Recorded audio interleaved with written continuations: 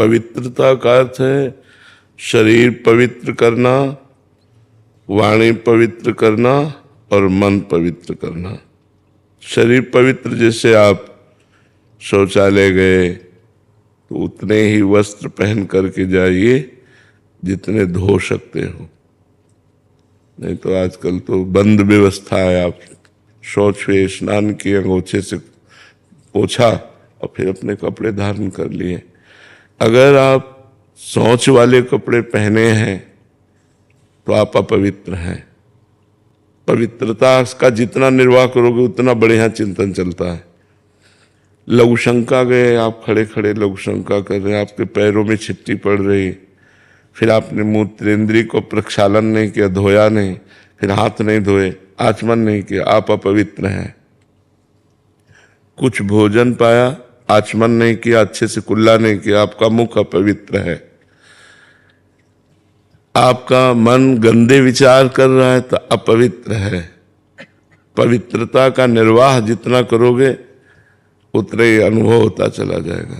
अब जैसे हमें भोजन पवा दिया जाए तो हम पता चल जाएगा कि बनाने वाला क्या सोच रहा था, कैसे बना रहा था। पर हम वस्त्र पवित्र, सब पूरी पवित्रता का निर्वाह, तो तुरंत पता चल जाएगा।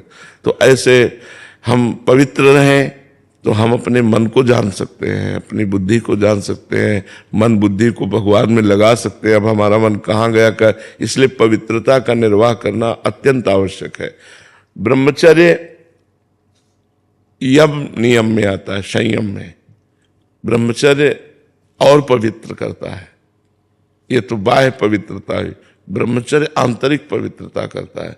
यदि हम गृहस्थ में भी हैं तो जितना खींच पावें, महीने, 2 महीने, 4 महीने ब्रह्मचर्य रहे, जितना अधिक से अधिक। ब्रह्मचर्य एक अमोघ शक्ति है जो आपको हर समय उत्साहित रखेगी, स्मृतिवान रखेगी, शरीर को स्वस्थ रखेगी, मन को स्वस्थ रखेगी, नेगेटिव विचारों को रौन देगी, पॉजिटिव विचारों को उत्पन्न कर देगी। ये ब्रह्मचर्य में बहुत लाभ है।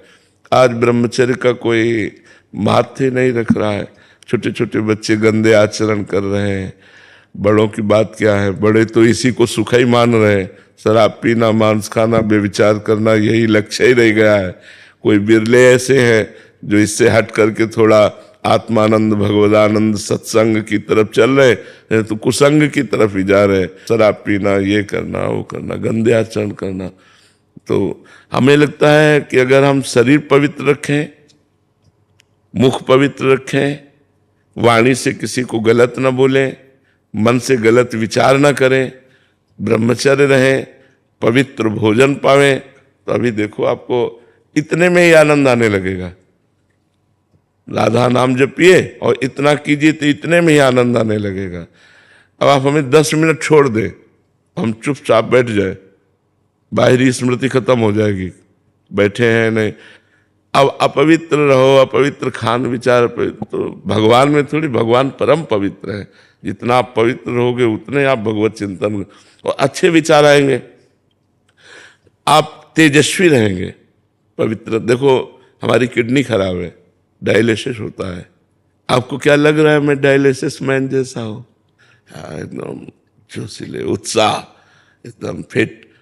संयम नियम से चलो, अपनी दिनचर्या और भगवान में चित्त को जोड़ो, तो शरीर माना पीड़ा युक्त है, कष्ट युक्त है, पर मन में आनंद है।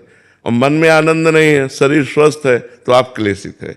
इसलिए सबको चाहिए पवित्रता का निर्वाह करना, उचित पवित्रता का निर्वाह करना। उन्होंने झगड़ा करो कि मैं क्यों छू लिया, ये सब पवित्रता का मतलब दूसरे को हे देखना नहीं है, दूसरे को हे नहीं देखना है, अपने को पवित्र रखना है, अपने विचारों को पवित्र रखना है। तो पवित्रता का तात्पर्य शरीर, मन, वाणी, इससे है जी।